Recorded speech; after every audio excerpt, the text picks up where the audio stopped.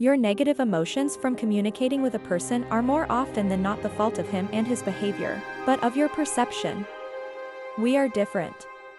This, of course, is great, but we should not forget that this fact is still a barrier in our relationships. A word or deed that seems harmless to someone can hurt you deeply. Strong love most often begins with friendship. When passion passes, you share common hobbies. Strong relationships are when, in addition to beauty, you find in your partner something close to yourself. When your partner's beauty will cease to amaze you and passion will subside, it is this kind of commonality that will help maintain your relationship. Closed pose with crossed arms does not always mean that the interlocutor does not want to listen to you. Don't get too carried away with sampling from psychology books on the internet. There are no certain signs that 100% help you determine that the person does not want to talk to you. People who travel a lot make friends more easily and are more interesting to others. Just tell a few stories about visiting the local market in a godforsaken village, or seeing the original of your favorite painting in a museum, and you're ready to be heard. Plus, traveling is getting out of your comfort zone, which means you're pumping up all your most useful skills, one of which is communication.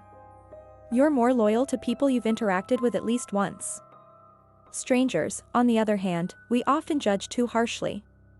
But more often than not, our prejudice against them disappears after a few meetings. During this time we get to know the person at least superficially and can afford to relax a little in dealing with him. If you think you're better or worse than the person you're communicating with, your communication doesn't work out. Even if the person in front of you is a total loser according to the vast majority, that doesn't give you the right to be arrogant or impolite with him or her. New acquaintances almost always deserve a second chance. If a person seems strange to you, give him a second chance, and he will still manage to show himself on the positive side. Your negative perception of the person may be due to different reasons. For example, you just like your companion, and because of that he was very confused, or he begins to behave stupidly.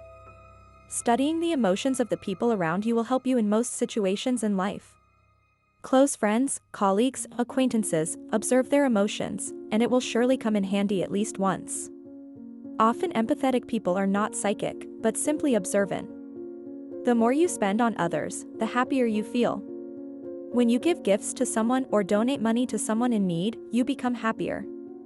And the amount you spend on the person doesn't matter. People with low self-esteem are more likely to criticize others. If you don't believe in yourself, you also try to besiege other people in their aspirations. And you sincerely believe that your criticism has nothing to do with a desire to restore self-esteem. Charisma has several facets. The main skill of a charismatic person is the ability to give others the impression that he is stronger, more prosperous, more influential than others, and use it to help someone. But this is only one facet of charisma. A smile, for example, also attracts and disposes people to you. The same can be said for a caring attitude and understanding. The more difficult the decision a person has to make, the more likely they are to choose inaction. If you realize that making a decision can have unexpected consequences, and in addition all the responsibility will fall on you, you are more likely to choose to leave things as they are.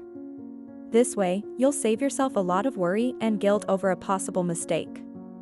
People are more likely to argue with people who defend their opinions aggressively. If a person communicates calmly, without raising the tone, they are more reluctant to enter into an argument with him. If he starts to show negative emotions, the risk of encountering resistance increases significantly. When you find it hard to get someone out of your mind, it indicates you are also in that person's mind. Humans tend to be empathic and sympathetic. This makes us different from animals. And if you can't get her out of your mind after small talk, there's a good chance she experienced the same emotions after talking to you. And she's thinking about you, too. People often regret decisions made too quickly.